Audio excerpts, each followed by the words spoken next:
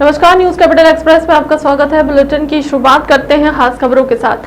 प्रदेश में लगातार महिलाओं पर अपराध की घटनाएं बढ़ती नजर आ रही हैं, जिसको लेकर आज महिला कांग्रेस ने सरकार के खिलाफ प्रदर्शन किया। महिला कांग्रेस की जिला अध्यक्ष संतोष कंसाना ने कहा कि पूरे प्रदेश भर में महिला बेटियों के लिए भय का माहौल बना हुआ है। बीजेपी सरकार महिला बच्चों को सुरक्षा का वातावरण देने में असफल है।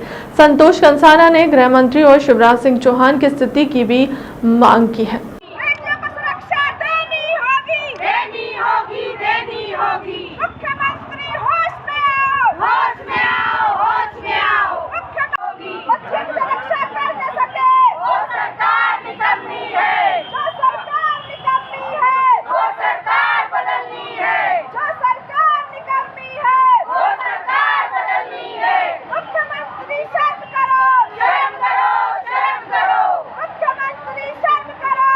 देखिए, बिल्कुल जिस तरह से मध्य प्रदेश में आए दिन हम लोग देख रहे हैं कि चाहे बेटियों की बात करें, चाहे बहुओं की बात करें, चाहे महिलाओं की बात करें, आज पूरे मध्य प्रदेश में भय का वातावरण बना हुआ है। और मैं माननीय मुख्यमंत्री जी से पूछना चाहती हूँ कि मध्य प्रदेश में अगर हम बहू बेटियों को बचाए तो बचाए किससे? भाजपा के कार्यकर्ताओं से बचाए, या भाजपा के लोगों से बचाए, या उन भेड़ियों से बचाए जिनकी मानसिकता इतनी क्षतिपूर्ण हो चुकी है कि वो कुछ समझते नहीं। और आज जिसके कारण मध्य प्रदेश महिला अत्याचार में, महिला बलात्कार में नंबर 1 पे है। आप लोगों के माध्यम से, मीडिया के माध्यम से आप लोगों ने देखा कि जो भी जबलपुर की घटना है, जबलपुर में वो व्यक्ति कितने पदों पर रहता हुआ है। तो ऐसे भेड़ियों को तो माननीय मुख्यमंत्री जी से मैं पूछना चाहती हूँ कि आज मध्य प्रदेश में भय का वातावरण सिर्फ महिलाओं में, बच्चियों में क्यों है? उनकी सुरक्षा का वातावरण क्यों नहीं है? क्योंकि जिस तरह से आए दिन मध्य प्रदेश में घटनाएं हो रही हैं, कहीं ना कहीं पूरे मध्य प्रदेश को शर्मसार करने वाली घटना है। गृह मंत्री से भी मैं मांग करती हूं कि अगर महिलाओं की आप सुरक्षा नहीं दे सकते, सम्मान नहीं कर सकते हैं, तो आप अपने पद से इस्तीफा दे दीजिए। और माननीय मुख्यमंत्री जी, आंखें खोलिए, क्योंकि अगर आपके संरक्षक ही भक्षक बन जाए तो फिर बेटियों को उनसे कौन बचाएगा। भोपाल विट्ठल मार्केट स्थित जय मां वैष्णो देवी दुर्गा उत्सव समिति के संयोजक हरिओम खटिक की पत्रकार वार्ता को झांकी स्थल पर आयोजित की गई। जय मां वैष्णो देवी दुर्गा उत्सव समिति संयोजक हरिओम खटिक। जय मां वैष्णो देवी दुर्गा उत्सव समिति बिट्टन मार्केट हाट व्यापारी संघ के माध्यम से जो विगत 17 वर्षों से यहाँ पे मध्य प्रदेश की सबसे बड़ी झांकी का निर्माण किया जाता है। और यह निर्माण हाट व्यापारी संघ के जितने हमारे यहाँ पे सब्जी विक्रेता और व्यापारी हैं, उनके माध्यम से होता है। इस वर्ष हमने यहाँ माँ नर्मदा परिक्रमा का यहाँ पे निर्माण किया है। विगत 3 माह से यहाँ कलकत्ता के कारीगरों द्वारा कार्य किया जा रहा था, जो अब समापन की ओर है।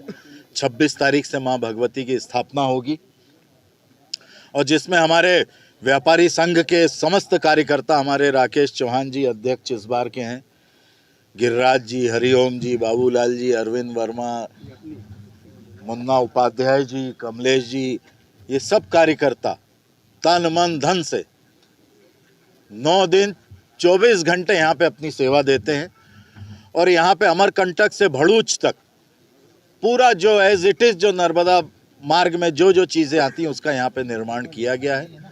और सबसे बड़ी चीज़ इसमें यह है कि माँ नर्मदा मैया, माँ सलीला, माँ रेवा का जल होशंगाबाद से करीबन 10 टैंकरों से यहाँ लाया जाएगा, जो कि माँ नर्मदा जी का ओरिजिनल जल यहाँ पे नर्मदा परिक्रमा मार्ग में डाला जाएगा, और उसके परिक्रमा यहाँ पे लोग करेंगे।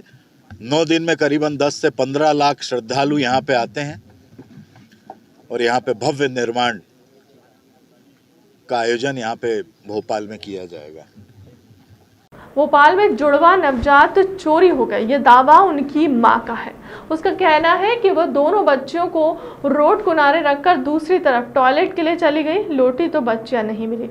पुलिस ने जब उससे पूछताछ की तो वह झूमने लगी। उसने खुद को भी पहचानने से इनकार कर दिया। परिवार का कहना है कि उसे देवी आती है। परिवार वाले उससे माता पूजन के लिए ले गए हैं। पुलिस को शुक्रवार रात हबीबगंज इलाके में थाने के कुछ दूर बच्चों के कपड़े मिले हैं। पुलिस के मुताबिक 27 साल की सपना धाकड़ मूलतः बैरसिया के रहने वाली है। 2017 में उसकी शादी कोलार गेस्ट हाउस के पास रहने वाले ब्रजमोहन धाकड़ से हुई थी। क्या है, क्योंकि वो रंगमहल भी बोल रही है, कहीं बिट्टन मार्केट। अब महिला के जो प्राथमिक स्टेटमेंट थे उसमें उसने रंग महल का नाम लिया था, लेकिन जो हम लोग को बच्चे के कपड़े मिले हैं, 2 बच्चों के कपड़े मिले हैं, वो थाना हबीबगंज से थोड़ी दूरी पर ही मिले हैं। तो इन दोनों ही बातों में विरोधाभास लग रहा है महिला के स्टेटमेंट में। एक बार महिला को हम लोग डॉक्टर को दिखा के फिर साइकोलॉजिस्ट से उसका एक बार चेकअप कराते हैं, तो फिर देखते हैं फिर क्या बताती है।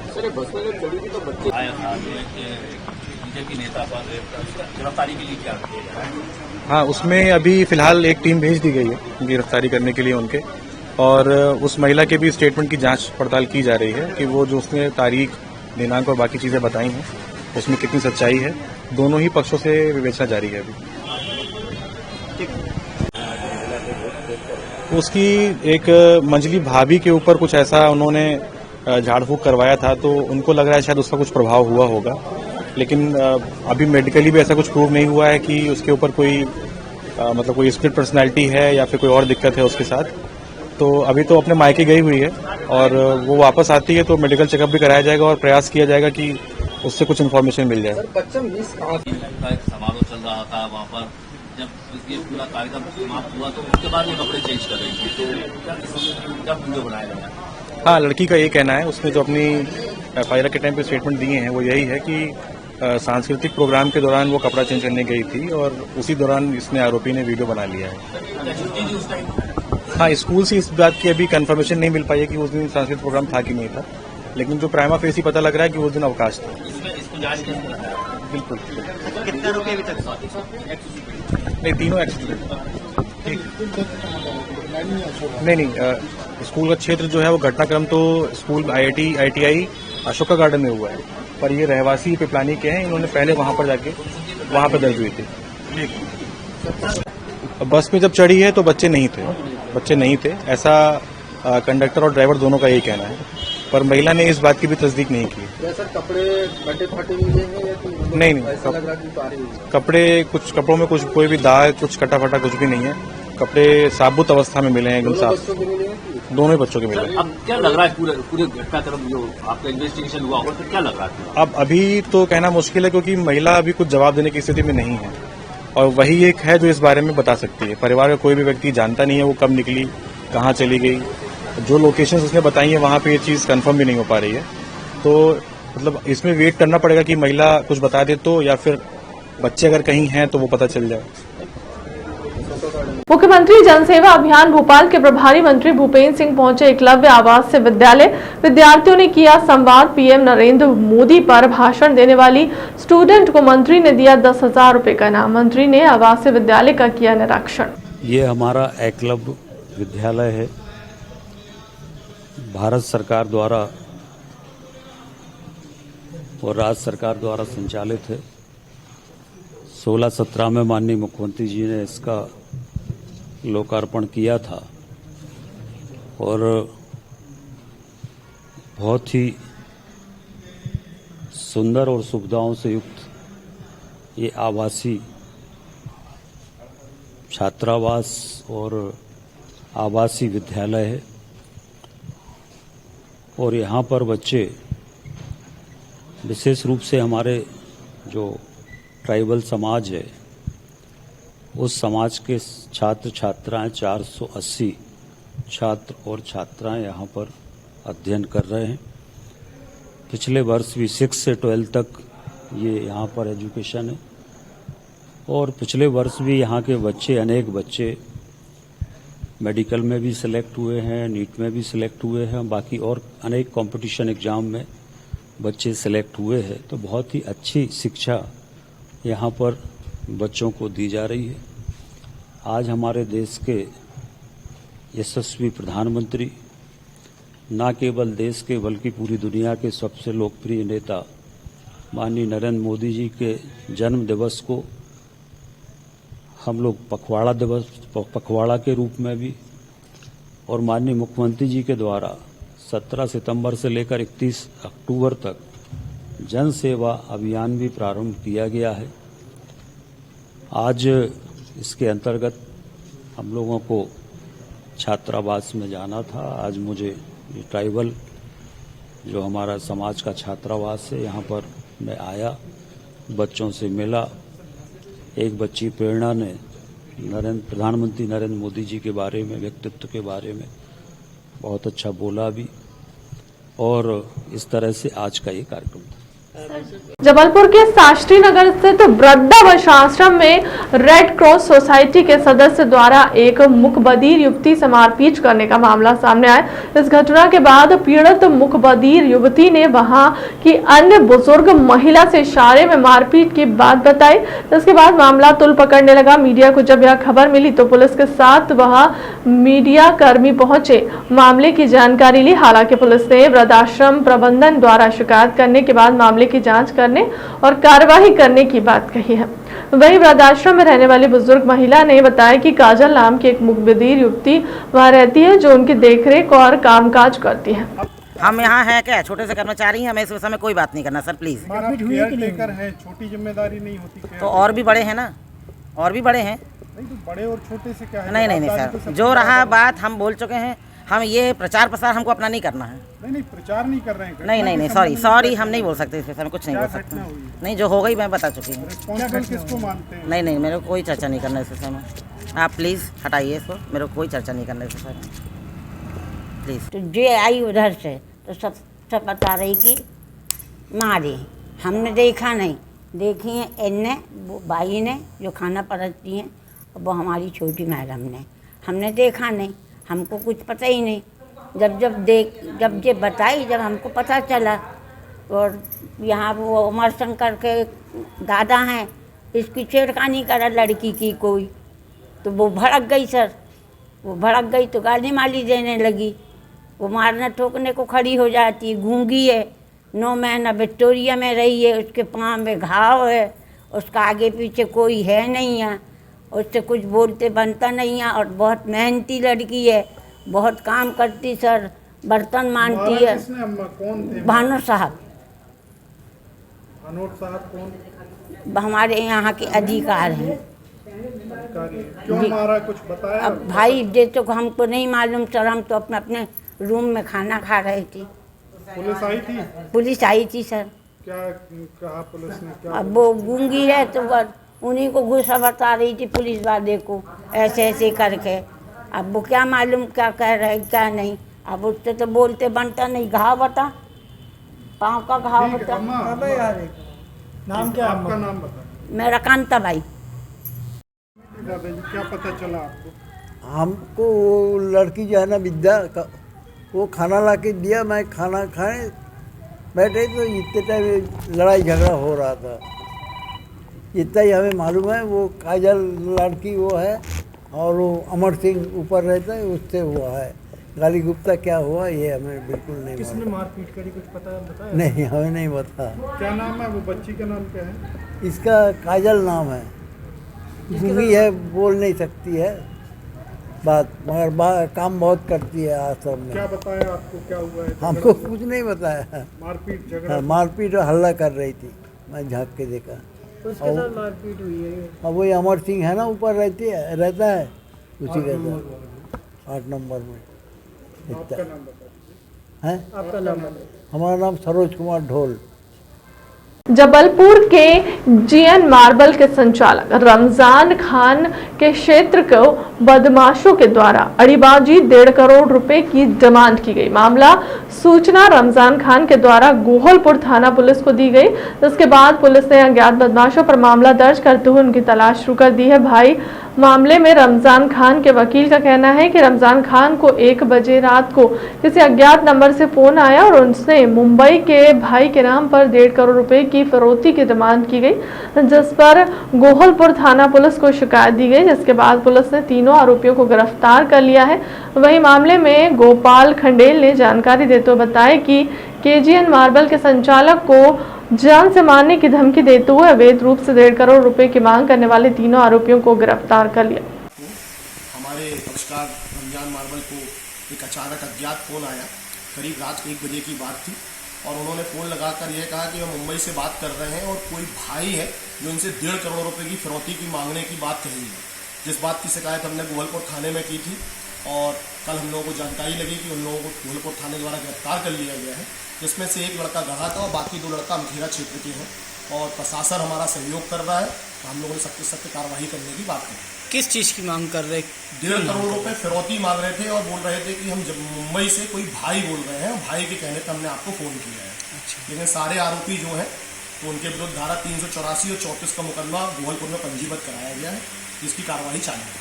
अपना पर्चा देंगे भाई? मैं गजेंद्र श्रीवास्तव, अधिवक्ता, मध्य प्रदेश। थाना गोहलपुर क्षेत्रांतर्गत एक अवैध मांग की घटना प्रकाश में आई है और इसमें एक रमजान खान हैं जो केजीएन मार्बल के मालिक हैं, मार्बल व्यवसायी हैं। उन्हें कुछ अज्ञात व्यक्ति के द्वारा करीब 1.5 करोड़ रुपए की मांग की गई और पैसा ना देने पर उन्हें धमकी दी गई कि तुम्हारे यहाँ हम बम पटक देंगे और तुमको हम ख़त्म कर देंगे। इस प्रकार से उसके साथ कॉल करके उसे धमकाया गया। इस घटना की जानकारी उनके द्वारा थाने पर दी गई। इस घटना को तस्दीक किया गया। इसमें तत्काल FIR भी दर्ज किया गया। एक टीम बनाई गई थाने की, उसके द्वारा इसकी पतासाजी शीघ्रता से की गई। इसमें ये क्लियर हुआ कि इसमें नौशाद नाम का व्यक्ति है जिसने ये अवैध रूप से ये कॉल किया था, अवैध वसूली करने का प्रयास किया। तो इस घटना में इन तीनों जो आरोपी जो शामिल थे, नौशाद, अदनान खान और शब्बू उर्फ सरताज खान, इन तीनों को गिरफ्तार कर लिया गया है और आगे वैधानिक कार्रवाई की जा रही है। जबलपुर में एक तरफ जनता को बिजली जलाने पर बड़े बड़े बिल मिलते हैं, साथ ही अगर कोई बिजली की गरीब चोरी कर लेता है तो उसको सालों बिजली विभाग और कोर्ट के चक्कर काटने पड़ते हैं। शायद यही चोरी करने वालों के साथ होना भी चाहिए, लेकिन यह बात खुद बिजली विभाग के अधिकारी और कर्मचारियों पर लागू नहीं होती। बिजली की चोरी कर रहे कोर्ट कचहरी के चक्कर काटे बीते 1 हफ्ते पहले बिजली कार्यालय तो छोड़िए, खुद विद्युत विभाग के आला अधिकारी क्या चोरी की लाइट जलती पाई गई। चोरी की लाइट जलने पर कांग्रेस की तरफ से FIR भी दर्ज कराई गई। एक बार फिर कांग्रेस नेताओं ने बिजली अधिकारियों द्वारा बिजली उजागर की है। आपने भी देखा, यहाँ जितने जन मौजूद हैं उन सब ने देखा कि किस तरीके से खंबे से सीधे लाइट आती है इस बिजली दफ्तर में, उसको डायरेक्ट कनेक्ट किया जाता है। उससे पंखा, आपका ट्यूबलाइट, आपका कंप्यूटर, कूलर, ये तमाम चीज़ों का इस्तेमाल हो रहा है और मीटर की यूनिट 1 पॉइंट यूनिट भी नहीं बढ़ रही। जो वॉट का डिस्प्ले होना चाहिए, मान लीजिए इतने उपकरण जल रहे हैं तो कम से कम 200 वॉट उस मीटर पे आना चाहिए, वो 0 का 0 बना हुआ है। आपने देखा कि तार आई, उससे अंदर को इनपुट की तार जुड़ी हुई है, सब आपकी नज़रों के सामने है। ये तमाम चीज़ें यहाँ कई सालों से चल रही हैं। जिस लाइन लॉस की बात बिजली विभाग करता है वह लाइन लॉस इन्हीं के द्वारा किया जाता है, इस तरीके से किया जाता है। हमने जब उस मीटर का बिल मंगवाया तो इनने जो हमको बिल प्रस्तुत करा उसमें यूनिट लिखी है 9340 और जो बंद पड़ा मीटर है उसमें यूनिट दिखा रही है 9310। मतलब वो 30 यूनिट जब बढ़ती तब वो 9340 होता। और इनका ये कहना है कि 2 दिन पूर्व जब हमने इस मीटर की गणना करी थी तो 9340 यूनिट था, जिसका प्रिंटेड बिल भी हमारे पास है। जब 9340 पहुंची नहीं, 2 दिन पूर्व आपने उसकी गणना कर दी। ये तमाम बातें इस ओर इशारा कर रही हैं कि आपने साफ तौर पे यहाँ पर चोरी कर रहे हैं। और न केवल वो बिल की बात, आप खुद सप्लाई चेक कर रहे हैं, हम लोग खुद आपको चेक करा रहे हैं कि सीधे खंबे से ये दफ्तर रोशन हो रहा है। इसी तरीके की चोरी अगर कोई आम बिजली उपभोक्ता पे अगर पकड़ी जाती तो बिजली विभाग के द्वारा लगभग 1 लाख रुपए का उसका पंचनामा बनाया जाता, उसको पूरे मोहल्ले में जलील किया जाता, उसको जेल भेजने की धमकी दी जाती। अब हम लोगों का यहाँ पर इन बिजली विभाग के तमाम जो बड़े बड़े आला अधिकारी हैं उनको हम लोगों की खुली चेतावनी है कि शीघ्र अतिशीघ्र इस डिवीज़न के DE, AE, JE इन तमाम तीनों अधिकारियों को सस्पेंड किया जाए, इन पे इंक्वायरी बिठाई जाए और तत्काल इन पे जो आम जनता के ऊपर पंचनामा बनाया जाता है उस तर्ज पे इनका पंचनामा बनाया जाए। क्या वो भी फर्जी काम कर रहे हैं? क्या है सर पूरा मामला? लाइट लोड 0 बता रहा है मीटर में, लाइट पूरी चालू है। ये अभी हमने जो कल शाम को ऑपरेटर था उससे बात की है, वो बता रहा है कि उसमें एक न्यूट्रल का पॉइंट जल गया था, उस वजह से उनने उसको करके FOC, चूँकि वहाँ उपभोक्ताओं की शिकायतें दर्ज होती हैं इसलिए उनने वो ऐसे चालू किया। का कार्यालय है ये, उसमें अगर ऐसी अव्यवस्था मिलती है तो क्या एक्शन होगा? इसकी हमें जांच करनी पड़ेगी, वो किसने किया, कौन लाइनमैन था, उसने सूचित किया संबंधित को कि नहीं किया। अगर आम पब्लिक करती तो क्या इसका प्रावधान था कार्रवाई का? आम पब्लिक भी करती है तो हमें रात में उसकी चालू करते हैं और जो उसके लोड के अनुसार रहता है तो जो आंकलित खपत हम लगाते हैं। क्या लगाते हैं? आंकलित खपत उसके लोड के अनुसार निकलती है। क्या केस बनाते हैं? नहीं, केस जैसे अगर मान लो दूसरे दिन अपन मीटर बदल देते हैं। अच्छा, केस नहीं बनाते? जैसे मान लीजिए रात में कर दिया है, रात में जल जाए तो फिर उपभोक्ता को अपन तुरंत तो कहाँ आप ना रात में वो कर पाओगे, तो इस ऐसे केस में आंकलित खपत लगा के फिर मीटर इंस्टॉल किया जाता है। ये जो है बिजली चोरी है, ये तो बिजली चोरी का मामला नहीं, है। बिजली चोरी डायरेक्ट नहीं का मामला है नहीं, 134 का नहीं है। और कार्रवाई की जाती है। ये एक बाकायदा उसका कनेक्शन था। 21 तारीख को रीडिंग भी हुई है उसकी, 21 तारीख तक सब ठीक था। अभी कल ये जाके ये गड़बड़ हुई है, तो इसमें जांच की जाएगी किसने ये डायरेक्ट किया और उसने सूचित किया कि नहीं किया। पंचनामा बनाया है? 6 महीनों से नहीं है इसका पंचनामा बनाया आप लोगों ने? पंचनामा भी नहीं बनाया। कब बनेगा पंचनामा?